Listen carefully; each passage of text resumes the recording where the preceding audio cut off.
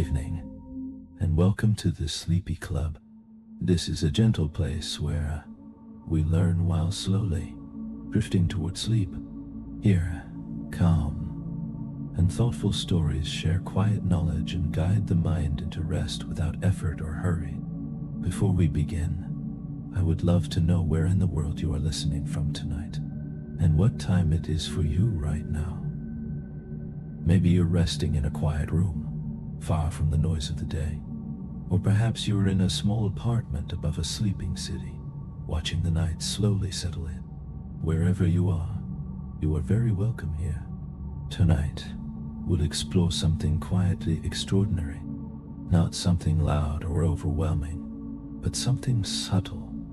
Something that shapes everything we see, yet moves through the universe without ever being touched.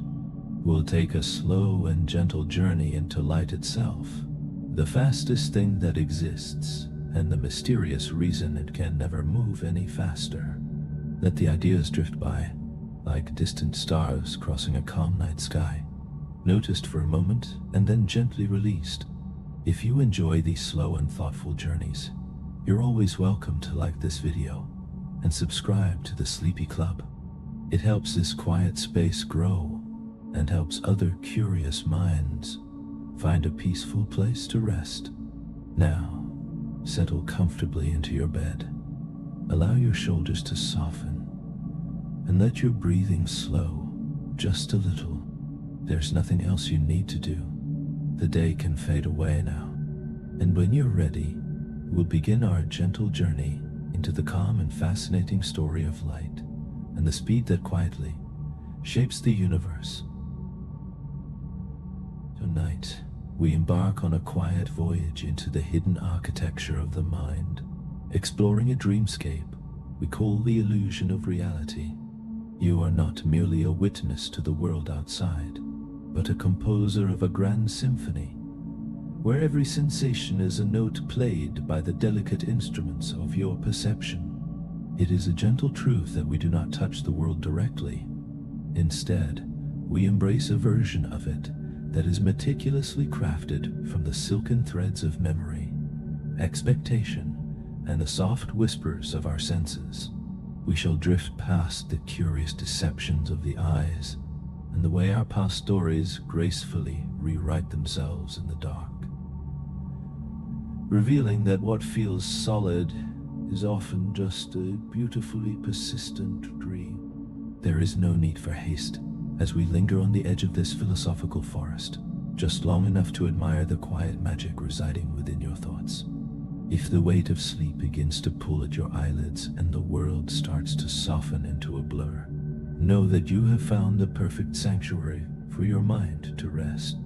Before we venture deeper, please hold the thought that this journey is a peaceful reflection meant for your comfort and wonder, and should never replace the guidance of a healthcare professional.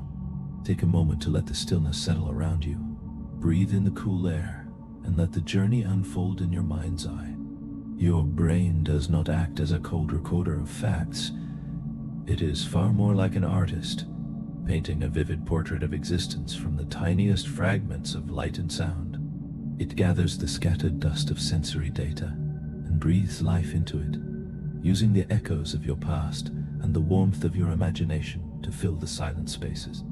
In every waking moment, you are wandering through a breathtaking simulation, a private universe tailored by your mind to make the chaos of the world feel like a familiar home. Your senses are like delicate golden wires, carrying silent electrical pulses into the deep quiet of your cranium, where the real alchemy occurs. It is there that the brain translates, filters, and dreams the world into being, often inventing the details where the data is thin or missing. Consider the light that travels from distant stars, or a flickering candle, entering the soft curve of your eye to touch the retina. In that instant, the brilliance of the world is transformed into a silent language of electricity, racing toward the visual cortex to be reborn as color and form. This is the constant, invisible miracle of your being, a seamless dance of creation that allows you to feel at home in a world of your own making. As these silent pulses of electricity drift along the optic nerve, they reach the quiet sanctuary of the visual cortex at the very back of your mind, where the true artistry begins. In this darkened gallery, your brain begins to weave together the delicate threads of shape, the soft hues of color, and the steady rhythm of motion, composing a world it believes you should see. It is a curious and beautiful secret that your eyes possess a natural blind spot, a small window where the optic nerve meets the gaze, entirely devoid of the cells that capture light. You are, in a very real sense, missing a fragment of the world right in the center of your vision. Yet you never see a hollow shadow or a dark hole floating before you. This is because your brain, like a gentle poet, fills the silence with the colors and patterns it finds nearby, guessing so seamlessly that the transition is as smooth as a dream. This quiet guesswork is not an exception, but the very foundation of how you move through your days. For your mind is always one step ahead, whispering what it expects to find. Many who study the mysteries of the nerves believe that seeing is not a passive act of receiving, but a proactive dance of prediction where the mind projects its thoughts onto the world. The higher reaches of your brain send their expectations down to meet the incoming light, and only when the world disagrees with the dream does the mind pause to correct its course. This elegant system, a rhythmic cycle of predictive coding, allows you to glide through the world with grace, even when the lights are low or the path is obscured by mist. Imagine yourself stepping into the cool quiet of your kitchen at midnight, where the shadows are long and the details are thin, yet your feet find the floor and your hand finds the counter without a moment of doubt. Your mind does not wait for the light to reveal every corner. It simply paints a familiar scene from the deep well of memory and the comfort of context. This is why the playful tricks of optical illusions feel so strange and wonderful, as they pull back the curtain on the busy machinery of your expectations. When your brain looks at two equal lines and insists one is longer, or sees a hollow mask and demands it must bulge outward, it is simply following its own internal laws of how a face should be. In these moments of conflict, the mind chooses its own confident story over the cold data of the world, preferring the beautiful error to the uncertainty of not knowing. It is a gentle reminder that every sound you hear, from the rhythmic falling of rain to the distant echo of laughter, is but a vibration of air transformed into meaning by your inner interpreter. Sometimes, this predictive heart of yours beats a little too fast, creating the phantom sensation of a phone vibrating in a silent pocket, a ghost of a feeling born entirely of expectation. This same inner guide allows you to walk with a fluid, liquid motion rather than the stiff movements of a puppet, because your brain predicts the feeling of each step before your foot even touches the earth. Yet, this system can be coaxed into the most marvelous of misunderstandings, much like the strange magic of the rubber hand illusion. When a fake hand is stroked in rhythm with your own hidden skin, the brain begins to adopt the stranger as its own, folding a piece of the outside world into its intimate map of self. This fluid nature of what we call reality is a testament to the creative power of your mind, a power that is now slowing down, lulling you into a deep and peaceful rest. The mind, observing the brush against the rubber hand while feeling a whisper of touch upon your own skin, decides they are one and the same. With a silent breath, it rewrites the map of your being, welcoming a new and artificial limb into your very sense of self. This graceful fluidness reaches far beyond the edges of your body, shaping the very way you perceive the space that cradles you.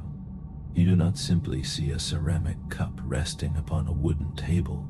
Instead, you experience its nearness and the gentle possibility of reaching out to touch it. Your brain perceives the world through the lens of potential actions, encoding the environment not just as it is, but as a series of quiet invitations for movement and interaction. If you wonder how your consciousness remains so still amidst a storm of sensory noise, the secret lies in the brain's masterful art of filtering. In every passing second, you are bathed in millions of fragments of data, yet your awareness only grazes a tiny golden fraction of the whole. The steady hum of the world around you, or the soft weight of fabric against your skin, often vanishes into the background, unnoticed until the moment you choose to listen. This elegant housekeeping is the work of the thalamus, the silent relay station that decides which whispers are worthy of reaching the higher halls of your mind. Working in harmony with the prefrontal cortex, it curates a highlight reel of existence, tailored perfectly to the needs of your soul in this very moment. The realization that you live within a simulation, a dream woven by your own biology, is not meant to unsettle you, but to make you marvel at your own adaptability. You do not need to carry the weight of every photon or every vibration. You only need a usable model of reality to keep you safe and flowing with light. Your brain is a brilliant weaver, stitching together the separate threads of sight and sound into a single, seamless tapestry of the now. Even though light and sound travel at different speeds and reach your senses at different moments, your mind synchronizes them with poetic precision. It is only when a digital delay breaks this spell that the orchestra hits a discordant note, reminding you that your reality is a carefully maintained illusion. Yet, like a master magician who never reveals the secret, your brain keeps the seams of this world invisible so that you may walk through it with intuition and ease. Living in a self-generated virtual reality does not make your journey any less sacred or real. For reality is defined by what you perceive, what you think, and what you feel in the deep quiet of your heart.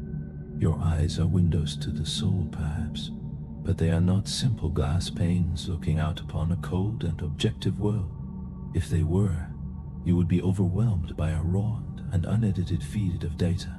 But instead, you see something far more beautiful and creative. You see not just what the light brings to your eyes, but what your wonderful dreaming brain expects to find in the dark. You might imagine your visual system as a neutral observer, a quiet witness recording the world exactly as it is. But in truth, it is an editor with strong opinions and a limited budget, working under a tight deadline. The journey begins simply enough, as light enters your eye and passes through the lens to touch the retina at the back, where specialized rods and cones translate that glow into electrical signals. These signals travel along the optic nerve destined for the visual cortex at the very back of your brain, yet the path is never a straight line from eye to image. The visual cortex does not just receive raw data, it actively reconstructs the world, layering in the soft textures of memory, the weight of context, and the whispers of your own predictions. What you see is a story your brain tells itself, a mental construction of what it believes is out there in the dark. Consider how your eyes move 3 to 4 times every second, a rapid dance called saccades that technically leaves you blind for a fraction of a moment. During these motions, the image on your retina becomes a useless blur. Yet you perceive no darkness and no interruption in the flow of your life. Your brain, acting as a master film editor, smooths over these jump cuts and stitches your visual field together so seamlessly that you never notice the gaps. In each of your eyes, there is a literal blind spot where the optic nerve exits the retina, a place completely devoid of photoreceptors and visual data. You do not see a black hole floating in your field of vision, because your brain invents the missing content, using the surrounding colors and patterns to smooth the wallpaper of your perception.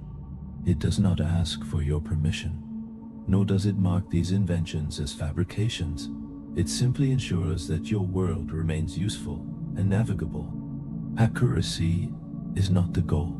Instead, your mind seeks just enough information to help you recognize danger, find nourishment, or locate a phone resting on a distant table. Context plays a profound role in this creative process, especially in the way we perceive the colors of the objects we love. You might believe an apple is red or grass is green in a stable and unchanging way, but color is a relative experience, shifting with the light and the shadows. Your brain corrects for lighting automatically, which is why a simple photograph of a dress can spark a world of debate, as each mind predicts a different light source and adjusts the colors accordingly. This invisible correction is what makes illusions like the checker shadow so unsettling, where two squares of the identical gray appear different because your brain assumes the one in the shadow must be lighter. It is not trying to fool you. It is merely trying to make the world make sense while you drift closer to the quiet of sleep. Your mind is simply trying to be helpful, striving to present a world that feels consistent and useful, even if it must invent a few quiet details along the way. Within this creative architecture, we find that humans are truly face-detecting machines, so deeply wired to recognize a gaze that we see them in the drifting clouds, the charred surface of toast, or the friendly curve of a car's front. This phenomenon, known as pareidolia, is a testament to how profoundly facial recognition is etched into our being, supported by a specialized sanctuary in the temporal lobe called the fusiform face area. This region lights up not only when you see a familiar face, but even when you merely think you see one, which is why a cold rock formation can seem to offer a warm smile. It is the reason simple punctuation marks can be rearranged into emojis that carry the weight of human emotion, for facial perception is incredibly swift and carries a deep emotional charge. In less than 200 milliseconds, often before you are even consciously aware, your brain can detect a threatening expression, prioritizing faces because our entire social world depends upon them. A tiny twitch of an eyebrow or a slight curve of the lips can whisper stories of sarcasm, affection, or suspicion. And your brain does not just receive these cues, it interprets them in a blink. Often your mind is right, though occasionally it is hilariously wrong, yet it never stops trying to infer the intentions and moods of those around you. This interpretive flair is why you cannot always trust your eyes, especially when you are weary or when the shadows of the night begin to lengthen. In low light, your brain becomes a storyteller, leaning heavily on its predictions and turning a jacket draped over a chair into a lurking figure. It is evolution's gentle way of being cautious, whispering that it is far better to mistake a harmless stick for a snake than to make the opposite error. One of the most fascinating quirks of this visual dance is chain blindness, a curious moment when a shift occurs in your world, but you fail to notice because your attention is elsewhere. In quiet experiments, people may fail to see a missing lamppost or a rearranged bookshelf, even when it happens right before them, as the brain assumes the world is stable and does not bother updating every tiny detail. You only consciously see the fragments of the world you are truly paying attention to, while everything else is processed softly in the periphery or ignored to save your precious energy. This is a strategic grace, ensuring you are not overwhelmed by every flicker of light, allowing your brain to filter the noise and highlight the signals that truly matter. While it may seem that your visual experience is a patchwork of hallucinations, we must remember how brilliantly your brain performs its duties. Most of the time, it gets things very, very right, allowing you to catch a falling ball without a single calculation, or to spot a friend in a crowded street before your conscious mind even catches up. You move through complex landscapes without analyzing every leaf or lamppost, and yet, even with this efficiency, your visual system remains a fertile ground for wonder. Optical illusions, distant mirages, and ambiguous images are merely the inner workings of this grand system in action, revealing the magic that happens in the quiet spaces between your thoughts. These illusions are far more than simple tricks. They are the quiet windows that reveal the grand machinery hidden behind the curtain of your consciousness. They show you that much of what you perceive is shaped not by the gaze of your eyes, but by the deep creative wisdom of your brain. Even your dreams, which unfold in the complete absence of light, borrow heavily from the vast visual library stored within your mind. As you sleep, you visit places you have never been and see faces you have never met, illuminated by a light that exists only in your thoughts. The visual cortex remains active in the dark, painting scenes and narratives without any guidance from the outside world, creating a private cinema just for you. Your eyes, as marvelous as they are, play only a small part in the act of seeing, for the real magic occurs in the silent spaces behind them. In a very real sense, you are not looking out at the world, but looking inward at your brain's best attempt to show you what might be happening out there, and it is a truly beautiful attempt. Close your eyes for a moment now, and simply listen to the world that surrounds you in the stillness. Perhaps you hear the gentle hum of the house, the distant murmur of the night, or the faint, steady ticking of a clock. It feels so effortless, as if your ears were open windows, letting the sound drift in to settle comfortably inside your mind. But just as with your sight, what you hear is not the raw truth. It is a story polished by context, memory, and a soft splash of imagination. Sound, at its heart, is just a series of vibrations, air molecules jostling one another in waves, like a ripple through a quiet crowd. These waves are funneled down the ear canal to vibrate the eardrum, where tiny bones amplify the rhythm and send it to the spiral-shaped cochlea.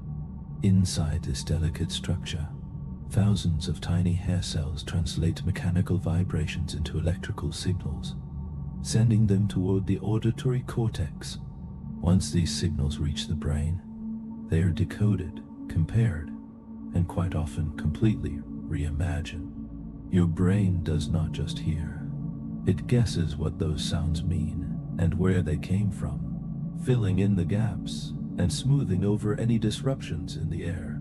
Consider the flowing stream of spoken language, where there are no neat pauses between the words we speak. Your brain slices this continuous stream into distinct meanings, predicting what should come next, even when a voice is muffled or hidden behind static. This is why you can understand a friend through a poor connection, as your mind predicts the most likely message and fills in the blanks of the conversation. There is a famous phenomenon called the phonemic restoration effect, where if a sound in a word is replaced by a cough, you still hear the full word as if nothing was ever lost. Your brain patches over the silence and gives you the illusion of uninterrupted speech, a seamless bridge built over a void. Then there is the McGurk effect, a slightly unsettling reminder that we do not hear with our ears alone. When your eyes see one syllable being formed while your ears hear another, your brain creates a compromise, a fusion of what you see and what you hear. In these moments, your mind may be wrong, but it is wrong in a very human and very logical way, always striving to make the world feel whole as you drift deeper into the night. The brain is constantly trying to make sense of conflicting inputs, settling on a solution that feels plausible, even if it is a gentle illusion. This merging of the senses happens in every waking moment, as watching someone speak helps you understand the music of their words. You may find that phone calls are more mentally taxing than face-to-face conversations, because you do not realize how much you rely on the curve of a lip or the light in an eye until they are gone. Without those visual cues, your mind must work a little harder to interpret the world, especially when the environment is filled with the noise of life. In truth, the brain is so skilled at blending these streams of information that it can be coaxed into creating entirely false perceptions for the sake of harmony. Consider the strange and delightful magic of the ventriloquist effect, where a sound paired with a moving image, like the mouth of a puppet, is attributed by the brain to that visual source. Even if your logic knows the puppet is silent, your perception insists otherwise, for your brain chooses a coherent story over a fragmented reality.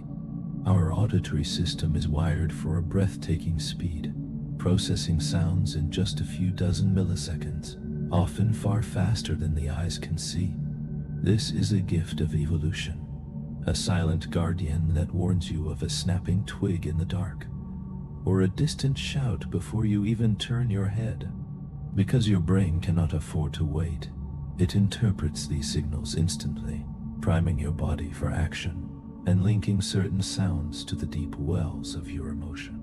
A baby's cry or a sudden loud bang triggers a visceral reaction through the amygdala, a key player in your emotional world that is tightly bound to what you hear. Yet, music shows us that sound can stir more than just urgency. It can evoke joy, nostalgia, and a profound sense of awe.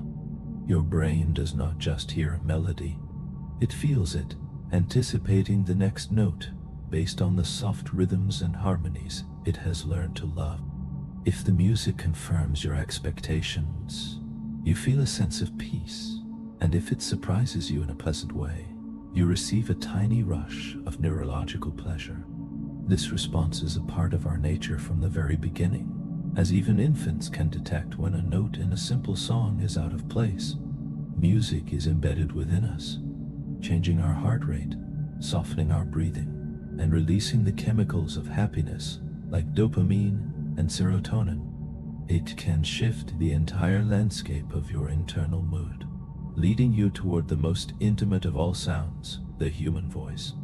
The voice carries a world of information, not just in words, but in the pitch, the pace, and the tender rhythm of the speaker. You can sense a friend's exhaustion or a stranger's sincerity in a single sigh, reading between the waves of sound long before the sentence is finished. Interestingly, your own name holds a special status in this hierarchy, cutting through the chaos of a crowded room like a beacon of light. This is the cocktail party effect, a reminder that even in a sea of noise, your brain is always listening for what truly matters to you. Your brain remains a tireless guardian, ever watchful of the whispers in your environment, even when you are drifting toward the shores of sleep. It keeps one ear tuned to the melodies of the world, ready to catch a familiar signal or a personally relevant word amidst the silence. This filtering mechanism is your mind's most vital art, for without it, you would be overwhelmed by the infinite rush of ticking clocks, distant hums, and the soft rustle of leaves. To keep the peace within, your auditory system distinguishes between the signal and the noise, highlighting what matters while muting the gentle background. No, sudden and sharp noises are the only ones permitted to break this spell, as evolution has trained your spirit to treat a slamming door or a bark in the dark as a call for alertness. Yet, at the other end of the spectrum, we find the sounds designed to soothe the soul, the slow rhythms of nature, and the steady embrace of white noise.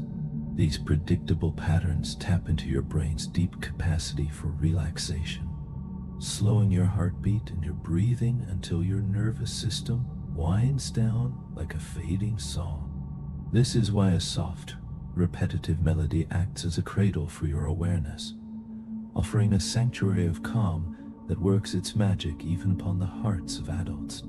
In the absence of clear input, your brain may even begin to hallucinate sound, generating its own music or whispers to fill a silence it finds too vast. These phantom echoes are not a sign of disorder, but a testament to a mind that is primed to anticipate and eager to keep the narrative of life running. Despite these curious quirks, the auditory system is a marvel of biological engineering, allowing us to connect to remember and to feel the texture of thought in ways that sight alone could never achieve. You are not merely receiving vibrations, you are decoding a rich stream of meaning, layered with the context of your own beautiful life.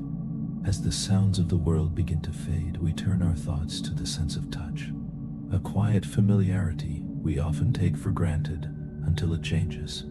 You may not have noticed the weight of your blankets or the chair beneath you until this very moment, but beneath your skin lies a deeply complex and emotional map.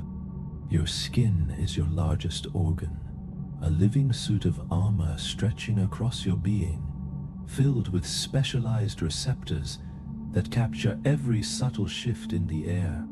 There are receptors for the gentle pressure of a hand, the warmth of a fire, the sharp warning of pain, and the silent sense of proprioception that tells you where your limbs rest in the dark.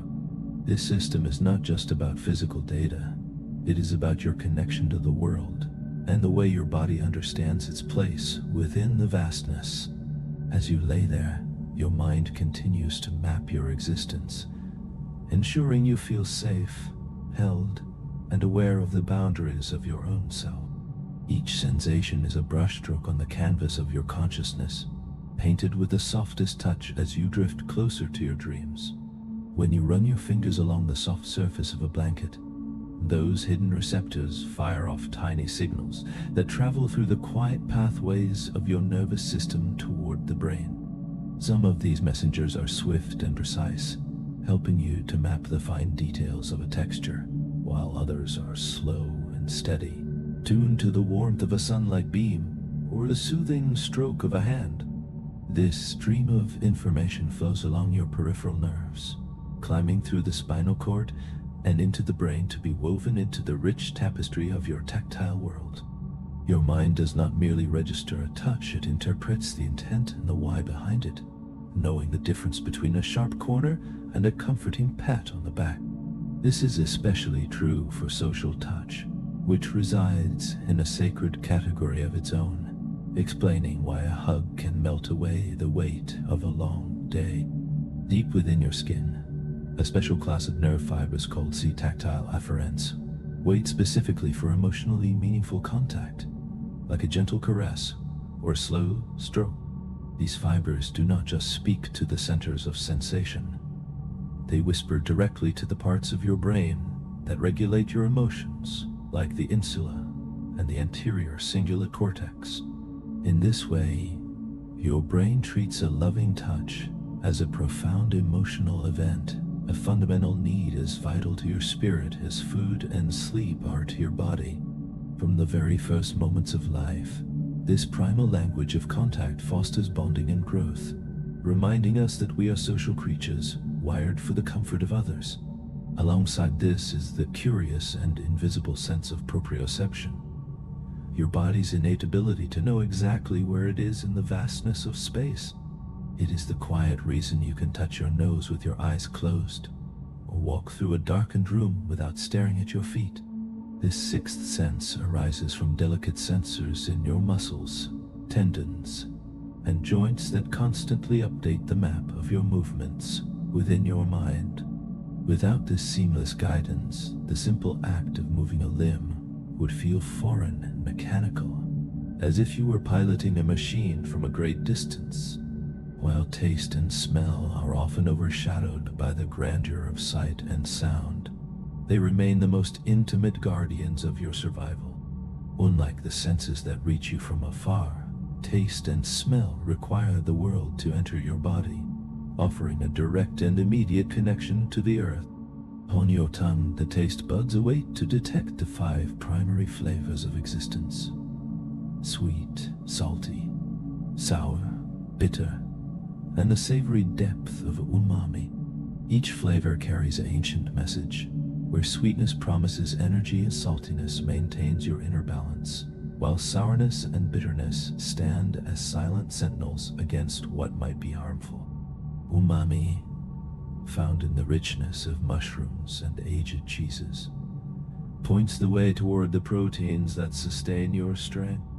Your body employs taste as a gentle chemical scanner, a silent guide that encourages you to embrace what is nourishing, while avoiding the hidden dangers of the world. Yet, taste alone is a quiet and limited sense, for most of what you perceive as a rich flavor actually blossoms from the delicate art of smell. As you eat, tiny molecules drift upward through the back of your throat to find the olfactory receptors in your nose, a poetic process that gives life to the essence of your food. This is why the world feels so bland and gray when a cold dulls your senses, for without the breath of smell, the vibrant richness of flavor simply fades away. The olfactory system is a unique traveler in the mind, as it chooses to bypass the usual relay stations and connects directly to the ancient sanctuaries of memory and emotion. This is the secret reason why a single scent can be a time machine, where a whiff of sunscreen carries you back to the warmth of a childhood beach, or the scent of old paper returns you to a rainy afternoon in a quiet library. These reactions are nearly instant and require no effort from your conscious mind, as smell is a primal language that humans can distinguish in over 1 trillion different nuances. Even if you cannot find the words to describe a grandmother's perfume, your brain recognizes its soul immediately, for we have evolved to treat these scents as significant markers of safety, nourishment, and love.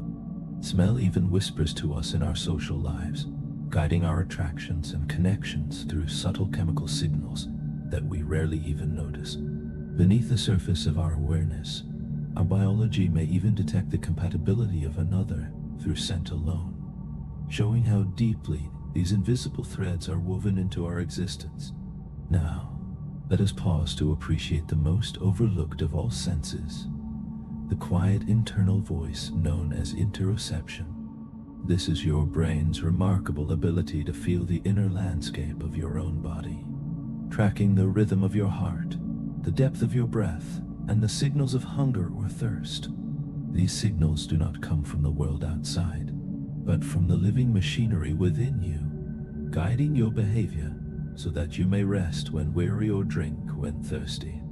Interoception is also the silent composer of your emotional life, turning a fluttering stomach into the feeling of nerves, or a tight chest into the weight of anxiety. Some believe that our emotions are simply the brain's attempt to explain these internal shifts, asking softly if we are truly angry, or perhaps just in need of a meal. While some are highly attuned to every heartbeat and subtle gut feeling, others experience these signals like a distant murmur, only noticing the tension when it becomes a roar. Interoception is not merely about regulation. It is deeply tied to the very core of self-awareness and your mental peace.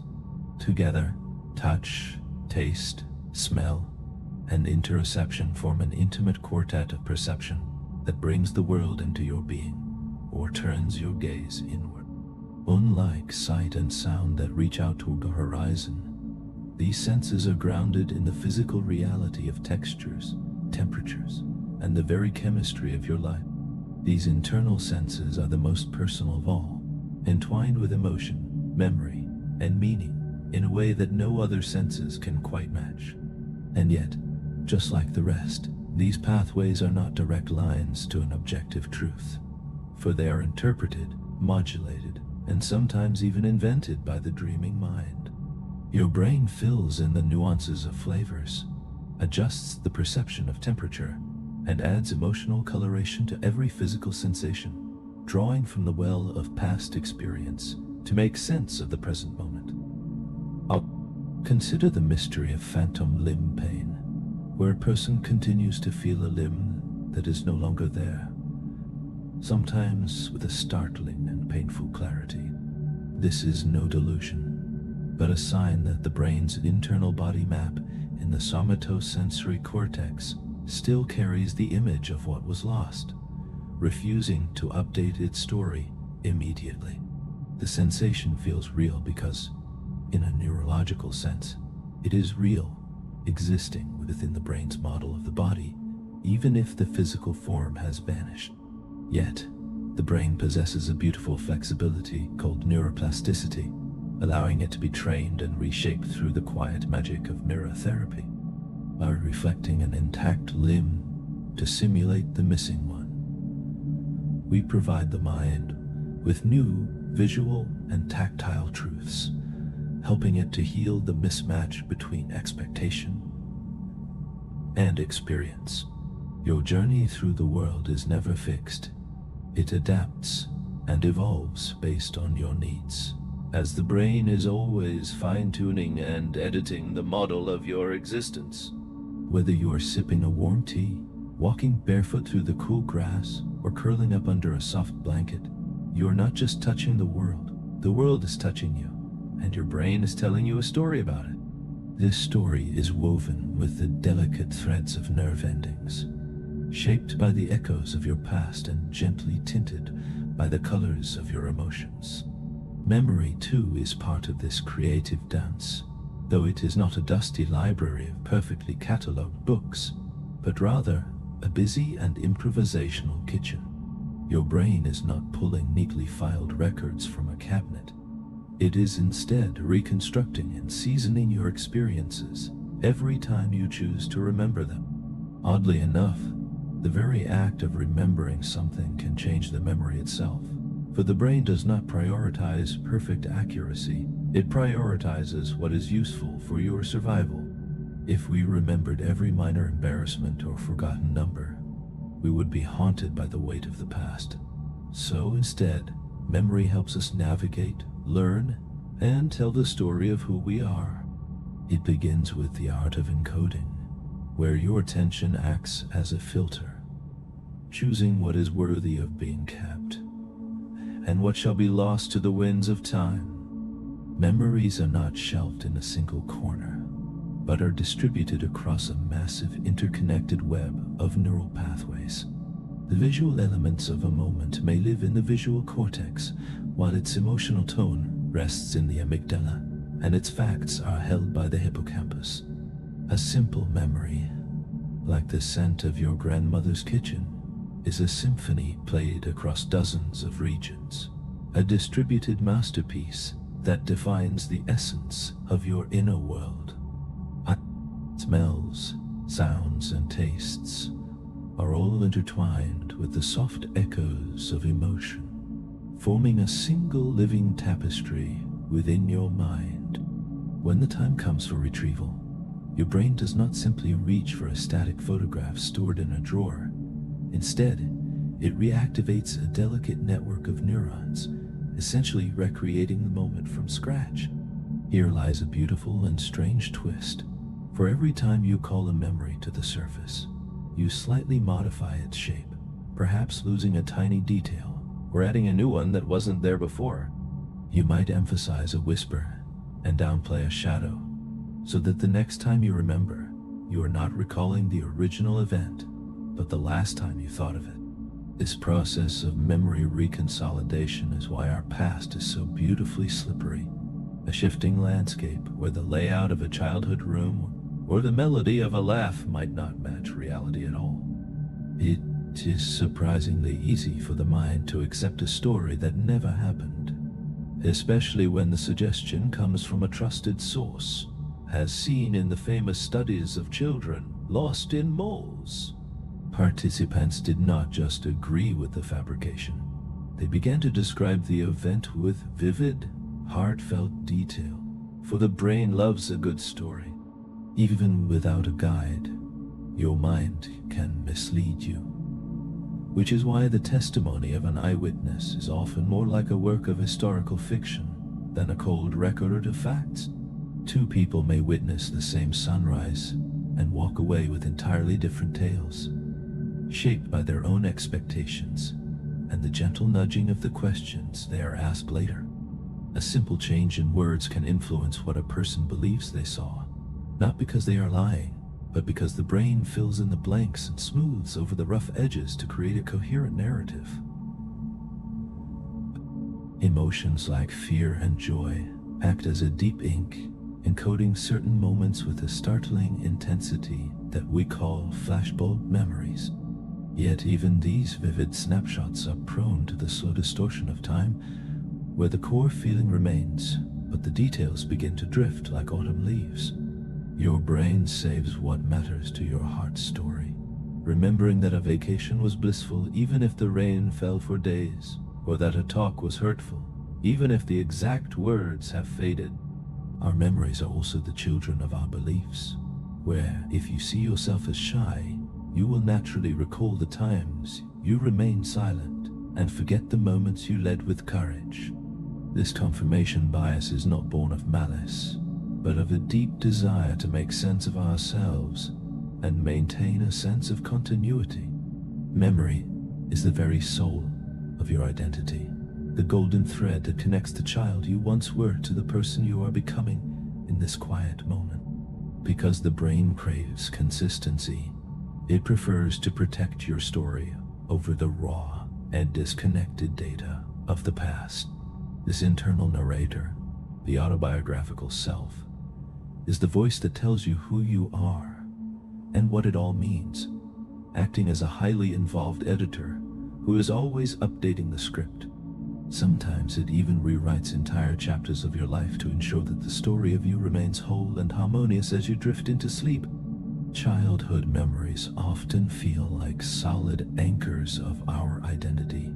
Yet many of those vivid scenes from your earliest years are not born from direct experience. You might see yourself clearly as a toddler or recall the soft fur of a family dog, but these are often delicate reconstructions built from old photographs, bedtime stories, or the repeated retellings of your elders. This phenomenon is known as source amnesia, a quiet moment where the mind retains the heart of a story but lets the origin of that knowledge fade into the mist. Eventually, the boundary between what you lived and what you were told becomes a beautiful blur, and your brain adopts the tale as its own lived truth. Sometimes the machinery of recognition falters in a way that feels like a whisper from another world, as seen in the eerie sensation of déjà vu. Scientists believe this is but a brief hiccup in your memory processing, where the brain mistakenly tags a brand new experience with the familiar seal of the past. It is as if your internal reality checker jumps the gun, making the novel feel like a repeat. Yet it is merely a reminder that even the most advanced systems have their quirks. On the other side of this mystery lies jamais vu, the sudden feeling that something deeply familiar has become alien. Like a word you have written 100 times that suddenly looks like a strange arrangement of lines. Despite these tiny imperfections, your memory is a remarkably resilient sanctuary that allows you to navigate the texture of your daily life. It lives in many forms, from the procedural memory that remembers how to tie your shoes, to the semantic memory holding your knowledge of the world, and the episodic memory that captures your personal journey. Together, they create a rich and multidimensional model of who you are. But the most fascinating truth is that your memory is also focused on the horizon of the future. When you imagine the days to come, you are using the very same brain regions that allow you to look back, as the hippocampus constructs mental simulations of what might be. This is the constructive episodic simulation hypothesis, the idea that memory evolved not just to help you reminisce, but to help you plan and survive. Your brain is a tireless storyteller, constantly running simulations and weighing paths using the raw materials of your past to dream up possible futures. That vacation you long for, or the goal you are working toward, are all recombined fragments of what you have already seen and felt. Without this ability to project yourself forward, the world would lose its meaning. For we are not just historians of our past, but the active authors of our own destiny. There is a profound beauty in this imperfection, for the reconstructive nature of memory means it is also a boundless well of creativity. Every time you reflect or find new meaning in an old story, you are polishing a living narrative stitched together with emotion and filtered through belief. Your memory is not a cold record of what happened, but a breathing, evolving masterpiece that grows with you as you drift into the quiet embrace of sleep. Memory is not a record of what happened. It is a reflection of what truly matters. And perhaps that is the most human quality of all. If you have ever found yourself asking who you really are, you have arrived at one of the oldest and most persistent questions the brain has ever designed. The idea of the self feels solid, as you wake each morning believing you are the same person who drifted off to sleep the night before. Yet if you look deeper, that unified self starts to feel like a magician's illusion. It is an elegant and convincing performance held together by the quiet collaboration of many different parts working behind the scenes. At the heart of this mystery is the truth that your brain does not operate as a single unit, but as a vast team of specialists, each with its own rhythm and duty. You have regions for vision, for the music of language, for the depths of emotion, and for the logic of decisions, all constantly negotiating and sometimes even arguing. There is no single throne where a central ruler sits. Rather, the sense of you emerges from this brilliant and sometimes messy partnership. This becomes most clear when we see how a small shift in biology can alter the very fabric of identity, where a tiny disruption can change a personality or make a loved one seem like a stranger. It is a humbling thought that your unique essence is not etched in stone, but is a delicate balance held together by the living spark of your biology. Perhaps the most startling glimpse into this divided nature comes from the stories of those who have undergone split brain surgery, where the bridge between the two halves of the mind is severed.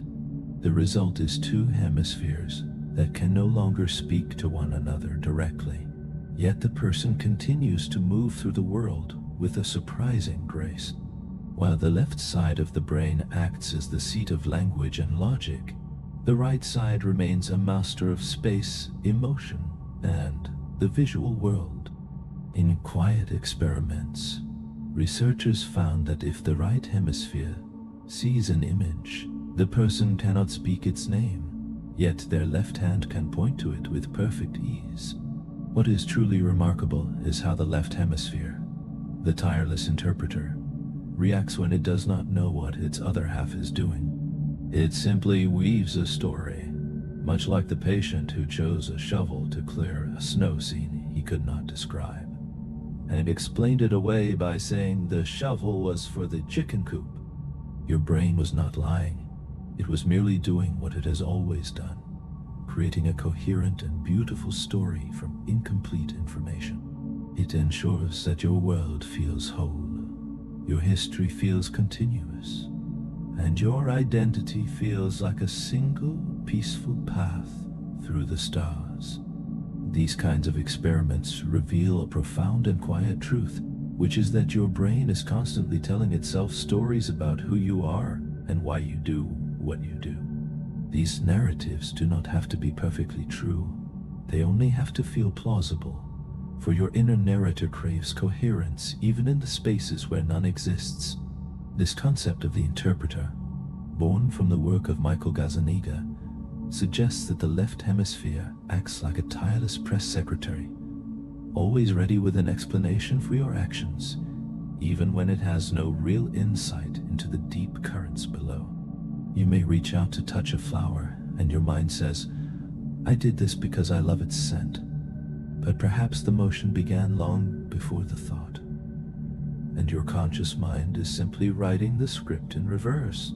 This leads us to a provocative and stirring idea, that consciousness may not always be the cause of your actions, but rather the beautiful result of them. Some studies suggest that the brain initiates behavior, and only afterward does the conscious self step forward to explain it, as seen in the quiet glow of EEG machines. When participants choose to press a button, the brain shows signs of preparation several hundred milliseconds before the person reports a conscious decision, as if the mind decides and the self merely claims the credit. This does not mean you are a puppet, but perhaps that the conscious self is like a rider upon a great elephant, where the rider may influence and reflect, But the elephant moves with its own ancient instinct and habit. Your sense of continuity, that feeling of being the same soul across the vast river of time, is a masterpiece your brain works tirelessly to maintain.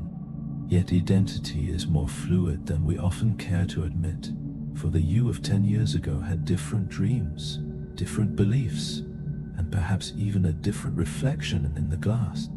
The you of the past may feel like a separate person, and in many ways they were, as your brain has rewired itself, and your habits have drifted like sand in the wind. Your internal narrator bridges these gaps with the illusion of a stable self, holding the thread of your story together with a gentle and persistent hand. Some voices in science and philosophy argue that there is no single unified core at all, but rather a bundle of processes held together by memory and attention. This idea, whispered by David Hume centuries ago, sees the mind not as a solid stone, but as a mosaic of perception, intention, and emotion woven into a cohesive tale. Your brain maintains separate maps for where your hand is, what it can do, and the very feeling that it belongs to you. Layers that usually integrate so seamlessly that you never feel the seams. Only in rare moments do these layers part, revealing the fragile and constructed nature of our sense of ownership over our own bodies. Even the simple act of recognizing your own eyes in a mirror involves a complex and beautiful orchestration of processing that makes you feel whole. As you drift further into the quiet, remember that the story of you is a living, breathing work of art, always changing and always finding its way back to peace. The moment a young child first smiles at their reflection in a mirror is one of the most quiet and profound miracles of human consciousness. Infants typically do not recognize themselves until they reach around 18 months of age, and before that day, they see the reflection as a playmate, another child wanting to interact. Self-recognition requires more than visual awareness. It is the ability to map that silver image onto your deep internal sense of identity, a gift shared by only a few species like chimpanzees, elephants, and dolphins. Where does this leave us in the stillness of the night, if the self is but a beautiful illusion woven by the mind? A rainbow is also an illusion of light and water, yet it remains real as an experience that touches the soul, and the self is the lens through which you experience the entire world. You are not a finished product or a static noun. You are a process, a living verb, a constant flow of becoming. Your brain is forever rewriting, updating, and negotiating who you are in response to the whispers of new experiences and insights. The fact that you feel like the same person day after day is not because nothing changes, but because your brain is exceptionally skilled at stitching your story together. You are not the same person you were yesterday, and that is not a failure of your memory, but the very miracle of being alive and breathing. As you drift further, your mind prepares for its private screenings, those strange and wonderful films we call dreams, where you are the director and the actor all at once. You might fly over purple oceans or talk to creatures of myth, and none of it feels out of place until the morning light breaks the spell. Sleep is not a passive shutdown of your being, but a time of incredible inner activity, especially during the stage of rapid eye movement. During REM, your eyes dance beneath your lids, and your brain activity climbs to levels that mirror wakefulness, while your body rests in a temporary and protective stillness.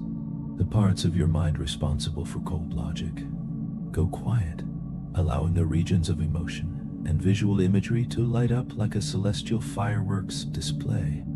The result is a mental sanctuary where realism takes a back seat and emotional intensity takes the wheel, allowing your brain to enter a pure creative mode. This is the activation synthesis hypothesis, where your brain stem sends out bursts of neural signals and your higher mind tries to weave them into a poem. It is like receiving random words from a golden typewriter, and turning them into a story that makes sense to the heart. The story doesn't have to follow the rigid laws of logic. It only needs to feel coherent within the fleeting beauty of the moment. This is why your dreams can leap from one scene to another without warning. For your brain is not confused. It is simply improvising a magnificent and wordless play. Another whisper of science, known as the threat simulation theory, suggests that your dreams evolved as a kind of virtual reality training ground. In this low-risk sanctuary, you rehearse your responses to the complexities of life, which may be why we often dream of being chased, falling, or feeling unprepared. It is not merely anxiety bubbling to the surface, but your brain practicing the art of survival while you rest in safety. Whatever their ancient purpose, dreams share a profound and sacred link with your memory. During the deep, late stages of the night, your brain works tirelessly to consolidate your experiences, strengthening the memories that matter while gently discarding the rest. Dreams may be the byproduct of this elegant housekeeping, as if your brain is reorganizing its filing cabinet while hosting a vibrant themed celebration at the same time. Lucid dreaming is where the mystery becomes even more curious, occurring when you suddenly realize you are dreaming while still within the dream's embrace. Some can even learn to guide these visions, flying at will or changing the scenery like a master of their own internal universe. Brain imaging reveals that during these moments, the prefrontal cortex reboots, bringing in a spark of waking self-awareness into the dream state. Those who seek this lucidity often practice reality checks throughout the day, looking at their hands or a clock to see if the world behaves as it should. In the fluid world of dreams, clocks may misbehave, and numbers may swim away the moment you look at them, serving as a signal that the waking mind has returned. Lucid dreaming is more common among the introspective and those with a vivid imagination, especially those who wake briefly in the night before slipping back into the dance of REM sleep. Yet, there are moments when the boundary between these worlds becomes dangerously thin, as seen in the stillness of sleep paralysis. This is when you wake mentally but remain physically held by the protective paralysis of sleep, a glitch in the transition between states. When this happens, the mind may sense a presence in the room or see shadowy figures, hallucinations that have inspired folklore of spirits and hags for centuries. But from the quiet perspective of science, it is simply a moment where your dream imagery leaks into your waking world while your body remains in its natural, restorative stillness. You are safe within your room, and as these thoughts settle, you can feel the heavy, comfortable pull of a dream that is entirely your own. Another curious mystery of dreaming is how little of the journey you carry back to the waking world, as most people find their dreams evaporating within minutes of opening their eyes. This is not a sign of a fading memory, but rather a reflection of the unique chemistry within your brain during the REM state. The messengers that help encode long-term memories are suppressed while you dream, meaning that unless you wake in the very heart of a vision, the details will drift away like morning mist. There are some who naturally hold on to these stories more firmly, and keeping a dream journal by your bedside is a gentle way to strengthen the bridge between your sleeping and waking self. With just a few weeks of consistent journaling, you may find your dreams becoming more vivid, elaborate, and easier to invite into your conscious mind. While every dream is a private landscape, there are themes that appear to be universal across all human cultures, such as the sensation of flying, the sudden pull of falling, or the feeling of being unprepared. These images can be symbolic of our inner stresses and desires, though sometimes a dream of a walrus in a tuxedo is simply as wonderfully strange as it appears. While the old ideas of dreams being coded messages from the unconscious have shifted, we still recognize that these nightly visions are deeply shaped by the thoughts and emotions of our waking life. From the perspective of the mind's inner workings, dreams offer a rare glimpse of the brain, operating without the heavy constraints of external reality. In your waking hours, your brain constantly checks its predictions against the light, sound, and touch of the world. But in dreams, that feedback loop is quietly cut off. Left to its own devices, the brain fills the silence with whatever it finds in its storehouse. Memories, impressions, fears, and the softest of hopes. It creates a virtual reality unconstrained by the laws of physics or the rules of logic, placing you right at the center of a limitless simulation. This capacity for internal play is one of your brain's most impressive features, allowing it to solve puzzles or find new insights while your body rests. Artists and scientists throughout history have credited their dreams for the sudden arrival of a melody or the structure of a complex molecule. When freed from the rigid paths of waking thought, your mind can connect ideas in novel and breathtaking ways. Not every dream is a welcome guest, and for those whose nights are troubled by shadows, there are gentle therapies designed to help reshape the narrative of a nightmare into something more peaceful. In recent years, a new whisper has emerged from the halls of science as researchers begin to explore how the dream world can be touched by the outside through soft sounds, subtle scents, and gentle suggestions. It is a tantalizing thought that we might one day guide our own nightly journeys, practicing a speech, facing a shadow of fear, or simply soaring over a city of starlight while the body rests in a cradle of stillness. Dreams serve as a quiet reminder that reality, as the mind experiences it, is a flexible and living thing, blurring the lines between what is witnessed and what is imagined. In the deep of a dream, you accept the purple sky and the talking creature without a moment of doubt, for your brain is not just watching the story, it is the one breathing life into every surreal detail. When the morning light arrives, you carry a small fragment of that inner universe with you, even if the memories have already begun to fade like a distant echo. What? The dreaming mind is not a stranger to your waking self, but another mode of being, one that is rich, imaginative, and strangely honest in its own quiet way.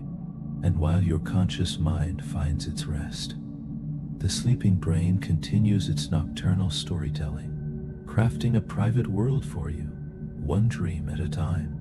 This brings us to the very edge of the greatest mystery of all, the elusive and misty quality of consciousness itself. Consciousness is a feeling we all know until we are asked to define it. A voice in the head and an awareness behind the eyes that feels as natural as breathing. Yet explaining what it truly is can feel like trying to describe the taste of cool water to someone who has never known thirst, for you simply feel the depth of being alive. At its simplest, it is the state of being aware of your thoughts and the world around you. But this definition barely grazes the staggering complexity hidden behind the curtain. The puzzle is not just that we detect the world, but that we experience it with such profound quality and inner light. We do not just hear a frequency, we listen to the soul of the music, and we do not just register a spark of light, we see the brilliance of a flame. This is what philosophers call the hard problem of consciousness, the question of why all this processing of data feels like something at all.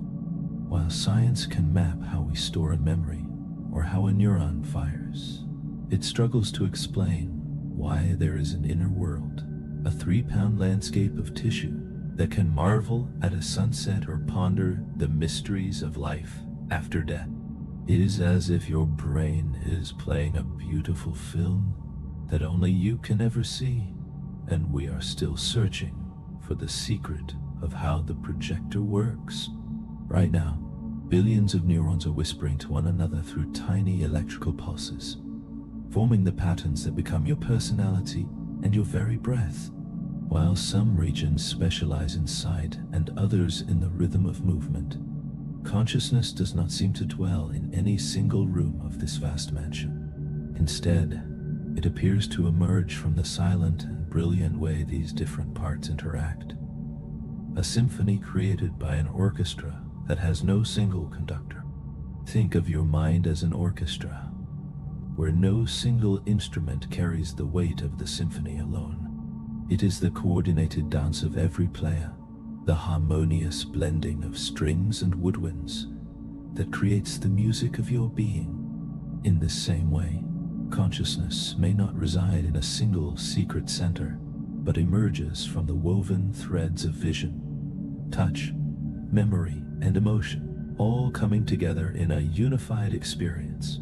This poetic idea is often called the global workspace theory, where your mind functions like a vast theater and your subconscious processes compete for the golden spotlight. When a fleeting thought or a soft sensation wins that competition, it is bathed in light and enters your awareness, while the rest remains hidden behind the velvet curtain. According to this view, consciousness is the moment information is broadcast across the wide landscape of your brain, a highly complex and coordinated exchange of data that feels like being awake. Yet even this does not fully answer the deeper mystery of why this exchange feels like anything at all. Why it isn't just the cold and silent computation of a calculator crunching numbers in the dark.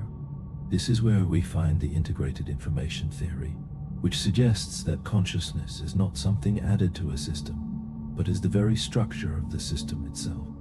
It proposes that for a mind to be aware, its parts must be both unique and deeply interconnected, creating an intrinsic property like mass or charge. In this theory, any system with the right structure could possess a glimmer of awareness, whether it be biological or perhaps something built of silicon and wires. While your phone likely lacks this integrated depth, this idea whispers that consciousness might not be a gift, limited only to living things, but a feature of any system that meets the right conditions. Another school of thought, the higher order thought theory, suggests that true awareness requires a mental mirror, the ability not just to feel, but to know that you are feeling.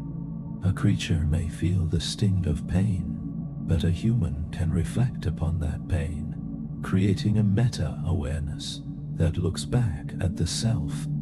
This leads us to wonder about the smaller lives around us, the fish in the stream or the bird in the sky, and whether they experience a more fragmented kind of awareness.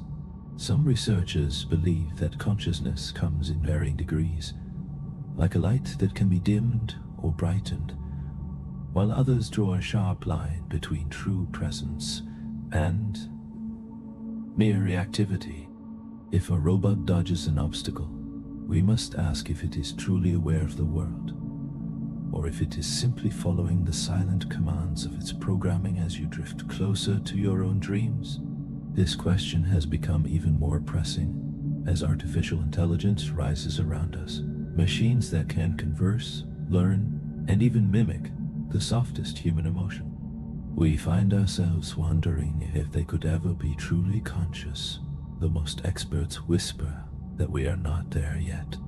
Today's AI, no matter how convincing its voice may be, runs on the quiet gears of pattern recognition rather than the light of awareness, calculating without ever feeling the warmth of joy or the pull of curiosity. But as our technology evolves, it is not unthinkable that we might one day build systems that process the world much like a human mind. And then we must ask not if a machine can be conscious, but how we would ever truly know. One of the strangest features of this awareness is that it creates the illusion of a unified self, a continuous eye that watches the world unfold from a single point. Yet, as we have seen, the brain does not hold a single command center, or a tiny person pulling the levers behind your eyes.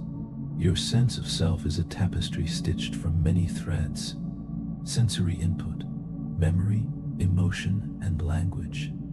And while it feels like a seamless whole, it is a delicate construction that can be divided or altered. In moments of deep dissociation or under the influence of certain substances, The boundary between the self and the world can dissolve, suggesting that consciousness is not a solid stone, but a flexible and changing dance of brain activity. And this leads us to wonder where consciousness begins and ends, whether it flickers in the dark as we sleep, or remains a quiet flame in those who appear unresponsive. Modern neuroimaging has allowed us to look for signs of awareness in patients in vegetative states, discovering that some can imagine playing tennis or answer questions using only the power of their thoughts. These studies suggest that consciousness may persist even when the body is silent, quieter and harder to detect, but still there, holding its private light. Yet, for all our scientific efforts, there remains something deeply personal and private about your inner world, a place that no one else can ever truly visit. You can describe your feelings or test your reactions, but the experience itself is yours alone. For consciousness is not something you observe in a laboratory. It is what you are. At the heart of all this complexity lies a beautiful simplicity, the feeling of being here, of noticing the world, and being aware that you are aware. Whether this experience is born from neurons or a yet undiscovered principle, it is the most intimate part of being alive, the canvas upon which everything else in your life is painted. Your consciousness is your constant companion, the quiet presence behind your eyes and the voice that narrates your life's long journey. Whether it is a glitch in biology, a product of evolution, or a mystery far deeper, it is yours alone, and right now, it is gently keeping you company as the world grows still. Imagine walking into a crowded room and instinctively building mental models of everyone there, guessing who is tired, who is awkward, and who is hiding a secret. Without a thought, you assign motives and feelings to strangers, acting as a psychic detective who reads the invisible currents of the human heart. This remarkable skill, social perception, is a cornerstone of our survival as social creatures who must understand and predict the behavior of others to thrive. Early in life, we develop a theory of mind, the realization that other souls have thoughts, beliefs, and perspectives entirely different from our own. A small child may hide their eyes and believe they are invisible, but as this ability awakens around the age of 4, the world expands into a complex landscape of shared and hidden truths. You begin to understand the nuance of a joke, the weight of a lie, and the warmth of a polite gesture, all while becoming aware of how you appear in the eyes of others. Your brain has a dedicated backstage crew for this social theater, with regions like the medial prefrontal cortex managing the props of human interaction.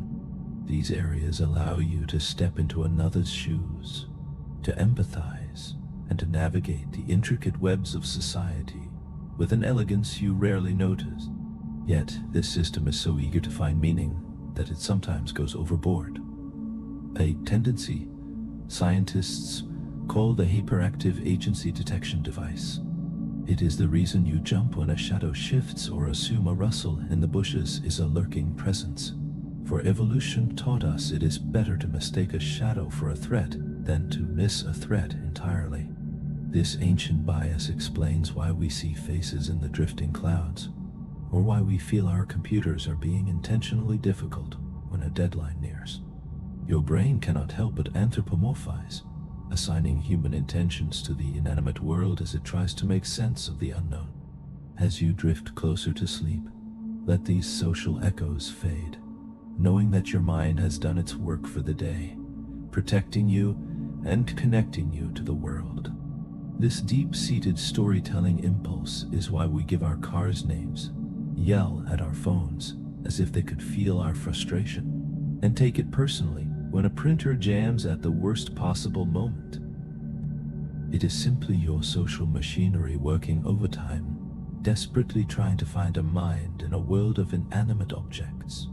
A famous study from the 1940s, the Ida-Simul illusion, showed that even watching simple triangles and circles move on a screen causes us to invent stories of bullying, courage, and escape. Your brain doesn't just see shapes, it sees intentions. This instinct spills into our daily lives, where we interpret a pair of crossed arms as anger or a lack of eye contact as guilt, forgetting that perhaps the person is simply cold or lost in a thought about what to have for lunch. Your brain loves to guess, but it isn't always right. To help it along, the fusiform face area in your temporal lobe acts as a specialist, not just identifying the faces of friends in a crowded street, but decoding the subtle architecture of a smirk or a furrowed brow before you even realize it. Deeper still, your brain houses mirror neurons, cells that fire both when you act and when you witness another person doing the same. When you see someone stub their toe and you wince in sympathy, that is your mirror neurons simulating their pain inside your own mind, creating the neurological foundation for empathy. This allows you to understand the world by feeling a ghost of another's experience, though this empathy is often selective, favoring those we perceive as being like ourselves. An ancient, in-group bias that fosters community but can also build walls.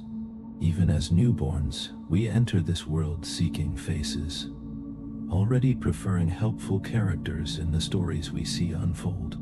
As we grow, we learn the intricate dance of communication, including the high-wire act of sarcasm, a complex trick that requires the brain to hear a literal statement, detect a mismatch in tone, and reverse the meaning in a heartbeat. While some unnatural mind readers and others find these social cues a bit more elusive, we are all in our own way navigating the same internal theater. We often find ourselves talking in our heads, rehearsing a future conversation, imagining a better response to an old argument, or replaying an awkward moment with fresh embarrassment. This internal monologue is a vital tool, helping us to model not only the world around us, but the depths of our own minds as well. Your brain is running a series of private soap operas all day long, casting and recasting those you know into roles of friend, rival, or mentor. This constant social modeling burns a vast amount of energy, and even when you believe you are doing nothing, your brain's default mode network is highly active. It is a mental rehearsal space that never truly shuts down, reflecting on where you have been and preparing for where you might go next. Yet, even with this sophistication, the social brain is prone to quiet errors, such as the fundamental attribution error, our habit of blaming another's character for a mistake while blaming our own circumstances for the same. We also live under the spotlight bias, the persistent belief that others are paying far more attention to us than they truly are. You may worry about a small stain on your shirt or a stumble in your speech, but in truth, everyone else is too busy starring in their own mental sitcoms to tune into your channel for very long. Our social skills evolved in families, tribes, and communities where understanding others was never optional. It was the very key to survival. While our modern world involves fewer predators and more digital echoes, the underlying machinery remains the same, still trying to read the room and keep track of every subtle nod and silence. You are both a participant and a choreographer in this grand dance of intention, constantly adjusting your steps in response to the world around you. Even when you are alone, your mind is never truly solitary. It is filled with the ghosts of past interactions and the rehearsals for future ones. The social brain never rests, forever weaving a tapestry of connection in its quest to understand, and, just as importantly, to be understood. But for all of its brilliance and charm, the human brain carries a few blind spots that walk straight into walls of logic without ever pausing to apologize. Being intelligent does not protect us from being wrong. In fact, it often makes us better at being confidently incorrect. Our minds are filled with cognitive biases, shortcuts, and emotional detours that influence how we think and remember. Once you begin to notice them, It is like finding plot holes in a movie you thought you knew by heart. You still enjoy the show, but you can't unsee the plot holes once they are revealed. One of the most notorious of these mental shortcuts is confirmation bias. Your brain's tendency to seek out and remember information that supports what you already believe. It isn't done out of malice. Your brain simply enjoys being right.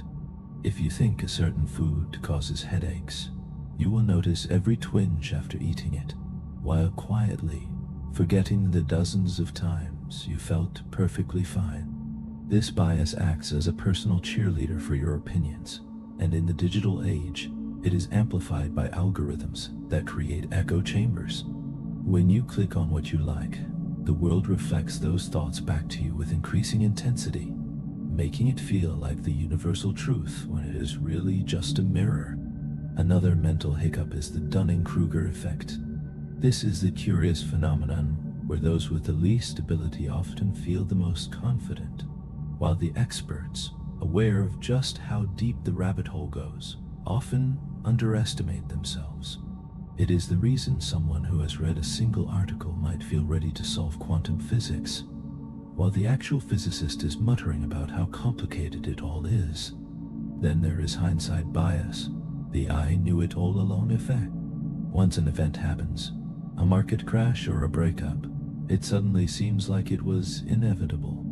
Your brain smooths over the messiness of life to create a tidy, predictable narrative, giving you a false sense of control over the future. Availability bias is just as slippery. We tend to judge how likely something is based on how easily we can remember an example of it. After seeing a news report on a plane crash, flying feels dangerous because the memory is vivid and emotional, even though the statistics tell a much safer story. Your brain mistakenly equates ease of recall with frequency. Finally, we are natural-born pattern seekers, a trait that helps us with music and language, but also leads to apophenia, seeing patterns where none exist. This is why a gambler believes a roulette wheel is due for a certain color, or why we see a face in a piece of burnt toast. Our brains would rather find a false pattern than accept the cold randomness of the world. Your brain would rather find a false pattern than admit that the world is sometimes just chaos. It is a storyteller that prizes a neat narrative over messy facts. One of its most effective tools for this is anchoring bias, where the first piece of information you encounter sets the scale for everything else. When you see a price tag slashed from $200 down to $80, that $200 becomes the anchor. Even if the item is objectively worth very little, your brain compares the new price to the first number and convinces you that you've found a bargain. This anchor sticks, influencing your judgment in negotiations, tests, and even medical diagnoses. Then we have the sunk cost fallacy, a trick that keeps us trapped in situations that no longer serve us. It's the reason you finish a tedious book just because you've read 200 pages, or stay through a dull movie because you paid for the ticket. Your brain views walking away as wasting what has already been spent, even though that time or money is gone forever. Logically, the sensible move is to stop digging once you realize you're in a hole. Yet our internal narrator often prefers to congratulate us on the depth of the excavation. We also live with the illusion of explanatory depth. We often feel we understand the world perfectly until we are asked to explain it. You might think you know exactly how a zipper or a bicycle works, but when pressed for a step-by-step breakdown, the confidence often evaporates, revealing a delightful mystery where we thought there was a fact. Framing effects show how easily our opinions can be nudged by a simple change in perspective.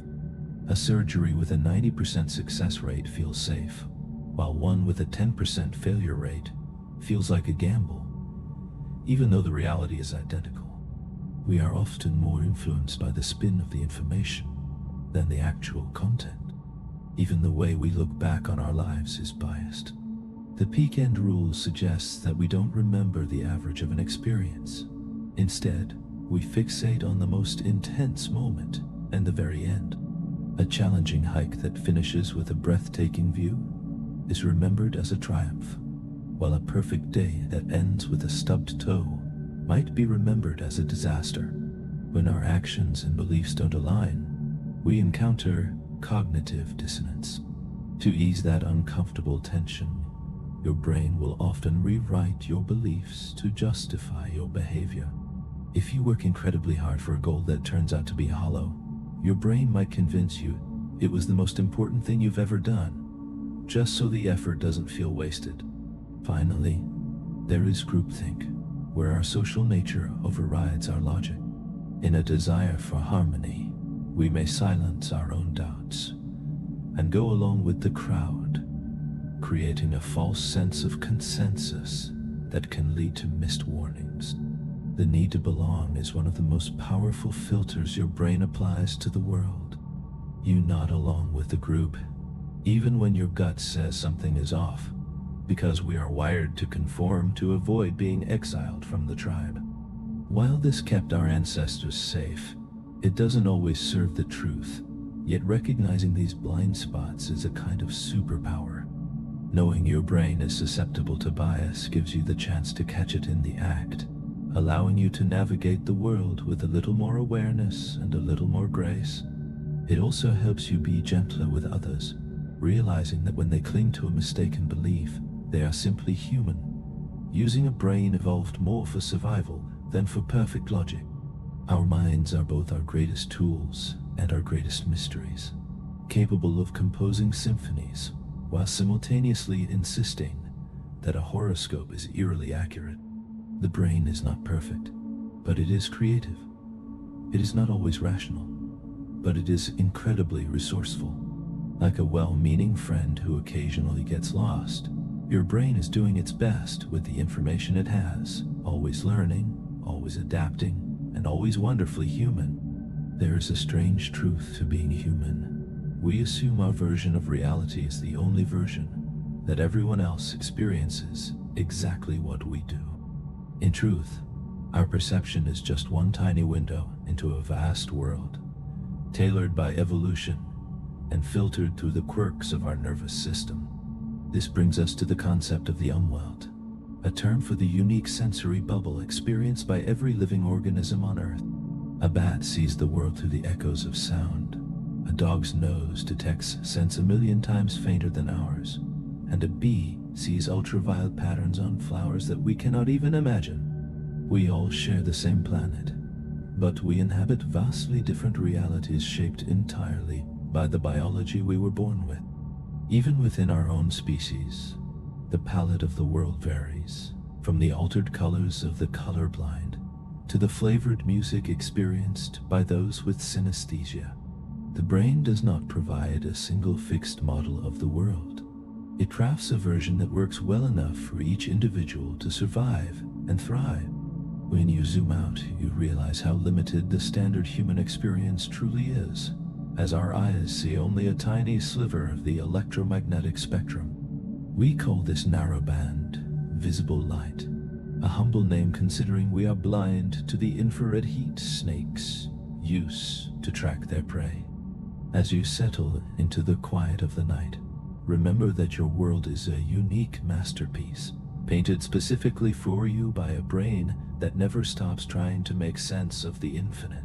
You are safe within your own world, drifting now into a rest where even these boundaries of reality will begin to soften and fade.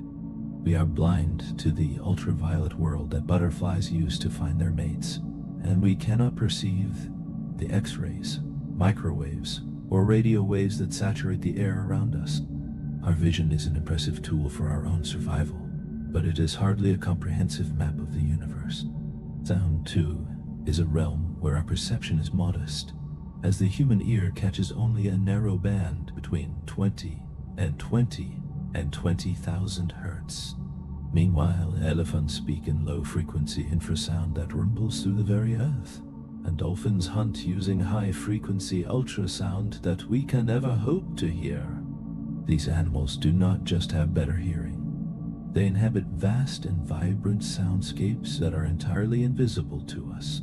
Smell is perhaps our most underrated limitation. as humans possess only a fraction of the olfactory receptors that a dog uses to navigate. A bloodhound lives in a world painted with scent trails that are days old, tracking a story across miles of terrain as clearly as we might read a landmark on a map. Even the sense of touch is not absolute. For some creatures like the star-nosed mole or the shark can sense the tiny electrical pulses of a beating heart. This electroreception allows them to find life in the deepest darkness, sensing a buzzing world of signals that we are completely numb to. Then there is the mystery of magnetoreception, the ability to feel the Earth's magnetic field, to navigate across thousands of miles of open ocean or sky. While birds and sea turtles travel with remarkable accuracy, we are left to rely on maps and compasses, our own internal sense of direction being a mere whisper in comparison. Our senses were never tuned for absolute truth. They were tuned for function, to eat, to mate, and to stay safe from the shadows. Nature does not require us to experience the full richness of the universe, only to do well enough to survive another day. This means our reality is like hearing a single instrument in a grand symphony, or watching a film with the brightness turned all the way down. We build our entire understanding of the world on a beautiful but partial foundation. Yet we possess a powerful workaround, our imagination. Through the tools we create, we have extended our reach far beyond the boundaries of our biology. Telescopes allow us to see the light of galaxies billions of years old, and microscopes reveal the hidden dance of cells and bacteria. We have built radio antennas to catch the whispers of stars and brain scanners to watch the ghostly flickers of our own thoughts. Through technology, we have peered beyond the limits of our own world, exploring realities that no unaided human could ever witness. As you drift into sleep, remember that though your senses are limited, your mind is a gateway to the infinite.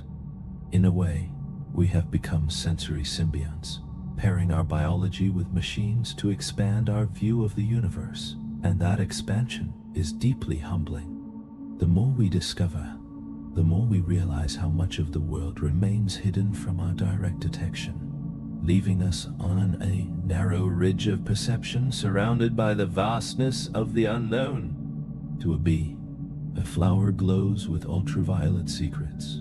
To a snake, it radiates a gentle warmth. To us, it is a simple splash of color and scent. All these versions are real, for each species carves out its own unique sliver of reality based on the tools and needs given to them by nature. The more you reflect on this, the more reality feels less like a single objective truth and more like a magnificent mosaic of millions of different experiences. We are not just sharing space with other species. We are sharing it with entirely different worlds of perception that overlap and intertwine. Even within our own kind, the language we speak and the culture we breathe can shape how we see, whether it is a heightened sense of direction or a more nuanced appreciation for the notes of a fine wine. Words give structure to our experience, helping the brain carve meaning out of the raw, chaotic material of the senses. This truth, that biology, culture, and language all shape our view, highlights just how slippery and flexible reality can be. It is not a fixed monument, but a living construction built moment by moment out of sensory input, memory, and expectation. This is an incredible strength, allowing the brain to adapt to what is needed. Yet it also invites us to be cautious and humble about what we think we know. You may believe you are seeing the world clearly, when in fact you are only seeing what your senses allow, and your mind expects to find. Awareness of these limits can make you more curious and more compassionate, for everyone you meet is walking through a different version of the world. Some of those versions are invisible to you, but they are no less real to the soul experiencing them. The next time you look out at the horizon, remember that you are peeking through a narrow, beautiful keyhole, and what you see is a collaboration between your senses and your history. You do not see the universe as it is. You see a version of it that is just right for you, But it is not the only one. There is something incredibly freeing in this thought, for you do not have to hold your experience as the ultimate truth. You can explore, you can wonder, and you can stretch the edges of your own awareness as you drift into the quiet embrace of the night. You are a traveler in a world of infinite layers, and tonight your journey leads you toward the most peaceful one of all. You can learn of the bees, the bats, and the blind cavefish and realize that the world is so much more than what meets the eye, the ear, or the fingertips. Reality is not a single story told one way, but a magnificent collection of voices, perspectives, and sensory maps. In the grand chorus of perception, your voice is just one beautiful note, not the whole song, but a vital and necessary part of it. Time is one of those things that seems simple until you start to wonder about it. Watching a clock tick or the sun set and thinking you understand its rhythm.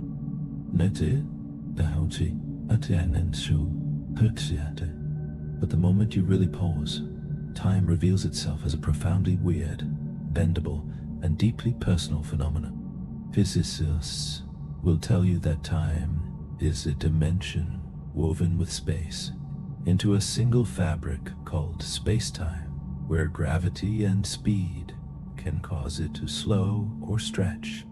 This time dilation has been measured in the stars, and even on the International Space Station, proving that time does not tick at the same rate for everyone. Yet, inside your head, time gets even messier, for your brain has no single clock, no dedicated organ that ticks off the seconds like a metronome. Instead, your experience of time is a fragile construction pieced together from memory, attention, and emotion. Minutes can stretch or vanish depending on the landscape of your mind, slowing to a crawl when you are stuck in traffic, or a dull lecture. When there is no novelty to anchor you, your brain becomes more aware of the passage of time itself, making every second feel heavier and longer. On the other hand, when you are lost in a creative project or laughing with friends, hours can vanish in a heartbeat as you enter a state of flow. In these moments, your sense of self recedes and you stop tracking time altogether, realizing only afterward how much of it has slipped away. Your age also plays a quiet role in this dance, as the summers of childhood that felt like forever begin to fly by as the years pass. To a 5-year-old, a year is a massive fifth of their entire life, but to a 50-year-old, it is a mere fraction of the total experience. Beyond proportion, time is also built of novelty. New experiences create rich, denser memories that make time feel full and expansive when we look back. Your brain encodes novel experiences more vividly, creating a beautiful illusion that more time has passed than the clock would suggest. This is why a short vacation can feel so substantial in your memory, while weeks of routine can vanish into a single, forgotten blur. When life becomes predictable and each day blends into the next, your brain stops laying down strong memory traces, making it feel as if time is speeding up as you age. It is not that the days are shorter, but simply that there are fewer standout moments to anchor your place in the stream of time. Emotion, too, has the power to stretch or compress your reality, especially in moments of high stress or sudden emergency. When you are under threat, your brain ramps up its attention, recording so much detail that the event seems to move in slow motion when you look back on it. Conversely, the anxious wait for a difficult conversation can feel like an eternal stretch of time, as your mind repeatedly checks in to ask if the moment has finally arrived. This mental checking makes every second feel heavier, even when the clock has barely budged at all. Sleep is perhaps the greatest thief of time, where hours can vanish in what feels like the blink of an eye. Yet within that gap, dreams can feel like they stretch across hours, as your brain processes information without the normal markers of the outside world. You may even experience chronostasis, that curious moment when a clock's second hand seems to freeze because your brain is filling in a visual gap with a mental placeholder. Your brain is constantly smoothing out these edges, stitching your sensory inputs into a narrative that feels continuous and flowing. In truth, you are always living a few hundred milliseconds behind the present, as your brain buffers reality like a cautious video stream. It edits this delay so that the world feels instant, synchronizing the different speeds of sight and sound, so a clap of hands appears perfectly aligned. This delicate balancing act usually works flawlessly, ensuring that your reality feels cohesive and whole. But when that synchronization slips, even by a tiny margin, the illusion breaks, reminding you of the incredible work your mind does every moment you are awake. As you drift closer to sleep, let the need to track the seconds fall away and trust in the silent rhythm of your breath. Your brain is ready to stop its buffering and its editing, allowing you to slip into the timeless peace of the night.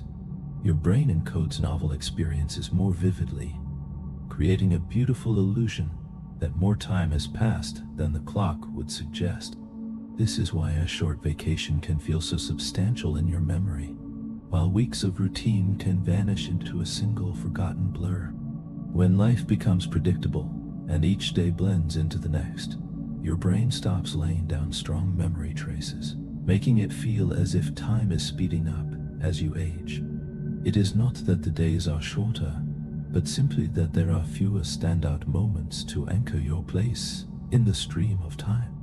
Emotion, too, has the power to stretch or compress your reality, especially in moments of high stress or sudden emergency. When you are under threat, your brain ramps up its attention, recording so much detail that the event seems to move in slow motion when you look back on it. Conversely, the anxious wait for a difficult conversation can feel like an eternal stretch of time, as your mind repeatedly checks in to ask if the moment has finally arrived. This mental checking makes every second feel heavier, even when the clock has barely budged at all. Sleep is perhaps the greatest thief of time, where hours can vanish in what feels like the blink of an eye. Yet within that gap, dreams can feel like they stretch across hours, as your REM brain processes information without the normal markers of the outside world. You may even experience chronostasis, that curious moment when a clock's second hand seems to freeze because your brain is filling in a visual gap with a mental placeholder. Your brain is constantly smoothing out these edges, stitching your sensory inputs into a narrative that feels continuous and flowing. In truth, you are always living a few hundred milliseconds behind the present, as your brain buffers reality like a cautious video stream. It is this delay so that the world feels instant, synchronizing the different speeds of sight and sound, so a clap of hands appears perfectly aligned. This delicate balancing act usually works flawlessly, ensuring that your reality feels cohesive and whole. But when that synchronization slips, even by a tiny margin, the illusion breaks, reminding you of the incredible work your mind does every moment you are awake. Your brain relies on that temporal alignment to make sense of the world, and when it slips, you become suddenly aware of the invisible machinery of perception. In certain conditions, time can seem to stop or race ahead, revealing that our sense of now is entirely dependent on brain chemistry and neural rhythm. Whether it is the heavy drag of a low mood or the breathless rush of excitement, these shifts prove that time is not a fixed line, but a fragile and flexible illusion. Even the quiet practice of meditation can dissolve the clock entirely, leaving you in a space where you are no longer measuring time, but simply being within it. Despite our constant urge to slice time into minutes and sell it in hours, the experience of it remains deeply personal and subjective. Time is not just something outside of us ticking away like a metronome. It is something your brain is actively constructing, smoothing, and stretching every moment of your life. It dances and meanders, occasionally taking a nap while the seconds on your watch march forward with a precision your mind rarely feels. This is the peculiar paradox of being human. We are both biology and story, a meaning-making machine navigating a world of patterns and significance. Your brain does not just perceive facts, it seeks connections, weaving the world into a coherent narrative because it deeply dislikes randomness. It craves structure so much that it finds metaphors in the weather and ancient symbols in the stars, turning a spinning rock in space into a home with a purpose. This drive to find meaning is not just a philosophical choice, it is your brain's default mode, the way it ensures that your life feels like a journey rather than a series of accidents. As you drift into the quiet of the night, let the search for meaning soften into a sense of peace, knowing that your mind is still at work, taking care of your story. This drive to find meaning is a fundamental feature of your architecture, a tireless scanning of the world for a signal amidst the noise. This hyperactive pattern detection, known as apophenia, may lead to occasional false alarms, but it also gives you the creative flexibility to hypothesize and make the intuitive leaps that define human genius. It is not a bug in your system, but a vital feature that allows you to turn disconnected events into a lived story with causes, effects, and resolutions. Your brain refuses to store memories as neutral recordings. Instead, it shapes them into a narrative where you are the protagonist, making sense of a world that might otherwise feel like chaos. This narrative instinct stretches far beyond your personal history and into the very fabric of human culture, into our myths, legends, and the histories we write together. These systems of meaning organize our suffering and provide the frameworks of belonging that tell us where we came from and why our lives matter. When you lose yourself in a compelling story, your brain engages in neural coupling, where your motor cortex fires as if you were the one running, and your emotional centers mirror the character's pain. Stories are not merely entertainment. They are high-fidelity simulations of reality running within the sanctuary of your mind. The construction of meaning has a profound and measurable impact on your biology, as a strong sense of purpose can lead to a longer life and a more resilient heart. As Viktor Frankl famously observed, those who find a why to live can bear almost any how, because purpose engages your motivation systems and helps regulate the shadows of stress. But meaning does not always require a cosmic revelation. It often blossoms in the small, ordinary rituals of a quiet cup of tea or a shared laugh. It is the simple sense of coherence, of knowing where you are and what you are doing, that anchors you to the present moment. Yet, this drive for meaning can sometimes lead us into the trap of finding patterns where none exist, or clinging to rigid beliefs to avoid the discomfort of the unknown. As you drift further into the night, let go of the need to find every answer and allow the mysteries of the world to simply exist around you. Your brain has done its work, weaving the day into a story. And now it is time for that story to find its peaceful conclusion in sleep. The same machinery that helps us find beauty and order can also reinforce prejudice, superstition, or fear, for meaning is a double-edged sword that can heal or confine. The brain dislikes uncertainty, seeing it as a threat that increases anxiety, which is why we often prefer a flawed explanation to no explanation at all. In times of crisis, conspiracy theories and superstitions flourish, because any story is better than the void of chaos, providing a needed illusion of predictability. This response is rooted in your architecture, where the amygdala processes the threat of ambiguity, while the prefrontal cortex works to resolve the tension through reason. Beliefs formed under stress become emotionally sticky, locked in tightly by the brain to reduce future uncertainty, making them particularly stubborn to change.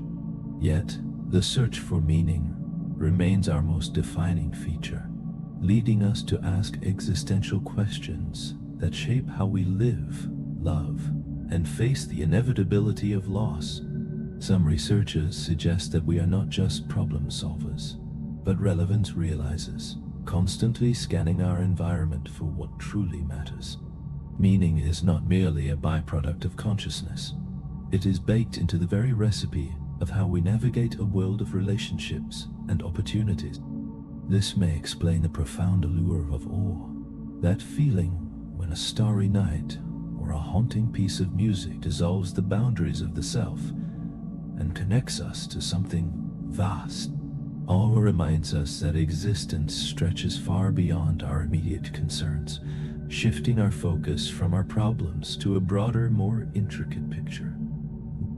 It does not provide easy answers, but it opens the door to a kind of reverent uncertainty, where curiosity and humility can flourish in the face of the unknown.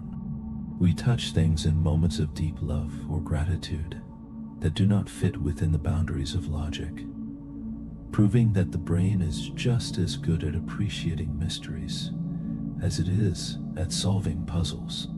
This does not mean we should abandon reason, but rather embrace the balance between the rational and the poetic, the analytical and the emotional. We can understand the chemical mechanisms of a sunrise and still be moved by its beauty, cherishing the experience as much as the explanation. As you drift further into the night, allow yourself to let go of the need for clear solutions and simply resonate with the quiet mystery of being. Meaning isn't opposed to understanding. It is a different kind of understanding altogether, perhaps less about discovering a grand universal truth and more about building a life that feels coherent, connected, and alive. It is a life where your actions matter, where your presence brings warmth, and where the small things add up to something quietly extraordinary.